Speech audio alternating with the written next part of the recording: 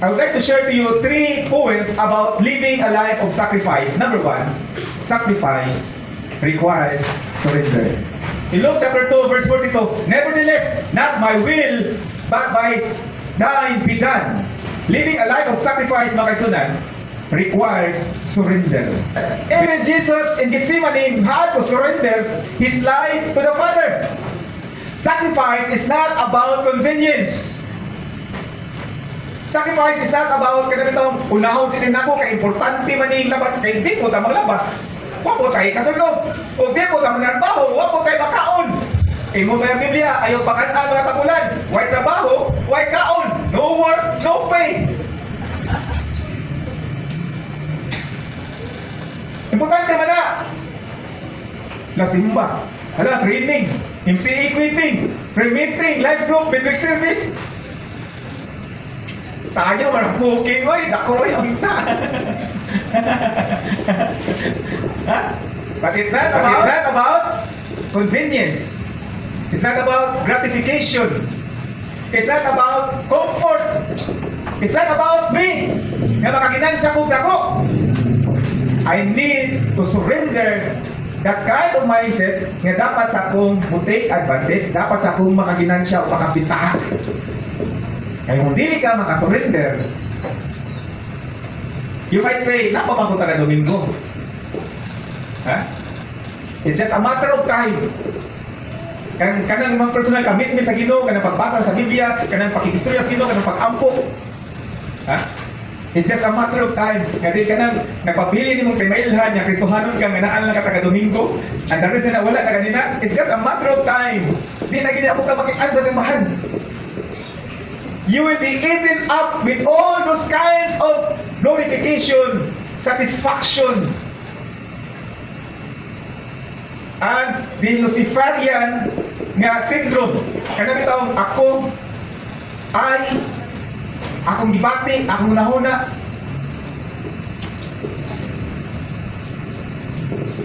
Kuna mga kaigsunan, sacrifice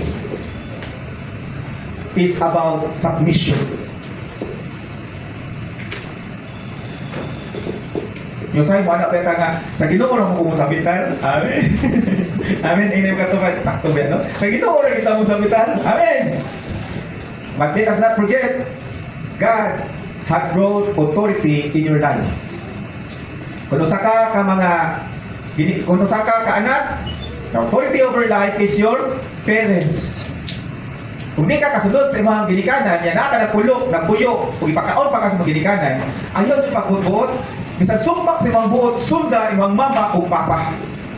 Because that is the authority God had given in your life as children. Amen. You know what? In the sight of God, God knows your reasoning cannot wait and cannot be justified because it's all an excuses. And sooner or later, lagi makisunan, we have missed the command of Paul to say, present your body as a living sacrifice. We are just presenting our bodies because we feel comforted. We're just presenting our bodies because we feel convenient. Kung musimba lang tayo kay naman tayo kwarta, musimba lang tayo kay kanawaman tayo problema, musimba lang tayo kay okay man tayo sa simbahan, musimba lang tayo kay nindot man. What if, kung dili na okay ang tanan, o wala po yung kwarta, di na po musimba. Kung na yung kwarta, di musimba. Kung na yung kwarta, di na po musimba. Di mo simba kay di nabuhat ka sala. O kay nabuhat ka sala, di ka po simba. So it's just having this understanding that God, that no matter what happens, God is your topmost priority in life. God is important. We need to sacrifice. We need to surrender. And surrendering is all about submission. No more reasoning, no more justification, no more excuses. Point number 2. Sacrifice, ang pagsakripisyo diya ay demonstrates love. And when you love someone, you sacrifice. And you want to demonstrate your love, you sacrifice. John 15 verse 13. Greater love hath no man than this, that a man lay down his life for his friends. Love is not proven in words. Amen. You love God? Di na ka kinahanglan nga sultian, imong makita ang mga wa makita sa uban. makasabot lang Ginoo na kung di man gani makasabot ang mga tao na, and you will be criticized, pay the price. As long that your heart is pure and genuine, you are obeying and you are submitting yourself to God's call and instruction over your life. And that is love. You demonstrate your love through your sacrifice. Dili na nimo ikaon o una-unaon nga mawawan ka, kay wala kay kasulting bersikulo. Asa na to? Di na ka mauna na anak. Lagi ng Biblia, sa duha ka kaibaon sa imong sulti, pero sa dang mo respond ka sa tawag, sa pagbuhat, sa Ginoo sa imo na Holy Spirit will give you those words. Ngayon may istorya ko niya. Love is not proven in words. It is proven in cause. Amen? It's proven in action. The cross wasn't just a demonstration of Jesus' suffering. It was the proof of His love. Every act of genuine sacrifice, madako man na sa gamay, ang simba na sa cross, marami lang, di ka magsimba, ang laban ako ka magsimba. Ato lang sa akong, di ba? Ay, laban pa kayo kung di ka musimban ko, kaya hindi ako laban sa akong, magpaampo lang ko, or basi maayos ay, kapoy magay ko. But there's a verse that says, the strength of the Lord, the joy of the Lord is my strength. Kapoy kayo ta? Pero, kung nagyan po ka sa simba, may buong tanong. Ano mo, na-energize mapoy noon? Down kita, depressed kita, pero nisimba ka. Pag-uli na to, you gain new perspective and inspiration over your life, over your situation.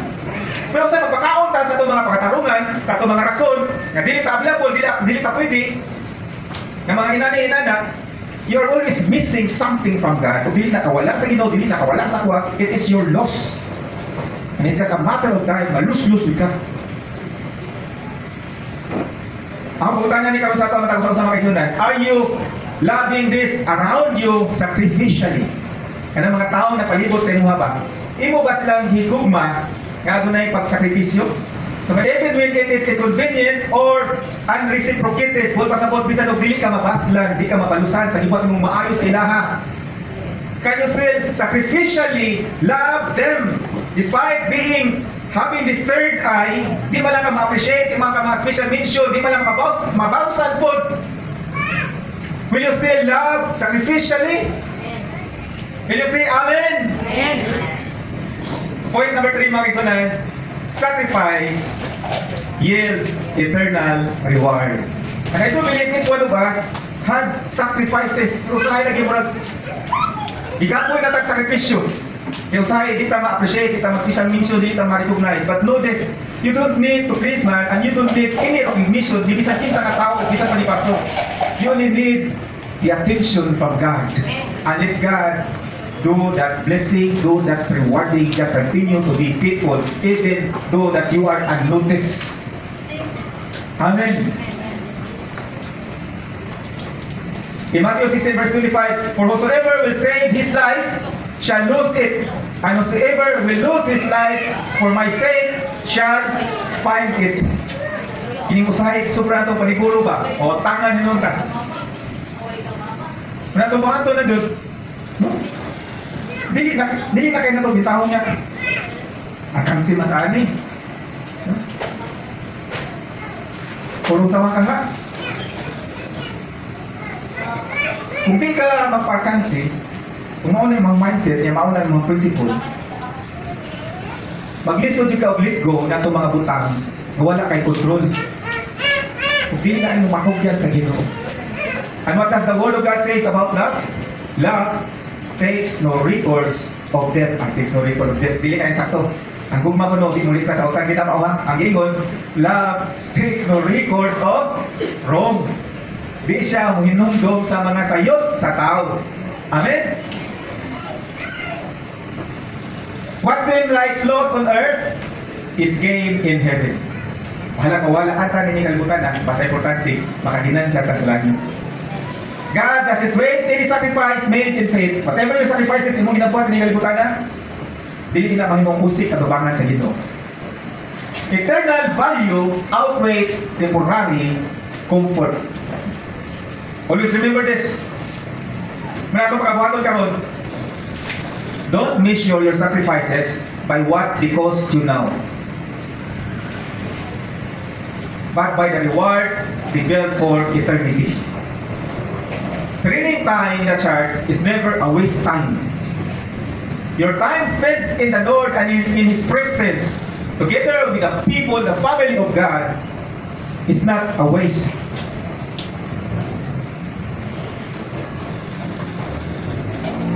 So na mag-istorya mo, always remember this, God is going to use these people, this person, to talk to you.